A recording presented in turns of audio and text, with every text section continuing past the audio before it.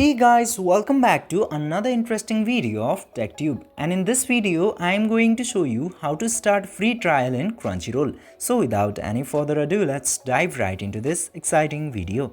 If you already have created your account of Crunchyroll, you have to use web browser to start a free trial into your Crunchyroll account. Now just simply open any of your web browser and search for Crunchyroll into there, and after that open this official site of crunchyroll.com, and into here after logging into your account you will get this icon. Just simply click into this icon, and after clicking into that icon, now it will show start 7-day free trial into here. Just simply click into start 7-day free trial, and after clicking into there you just simply have to enter your card number and expiration date and security code of your cards, and after that enter your postal or zip code and click to this start free trial option.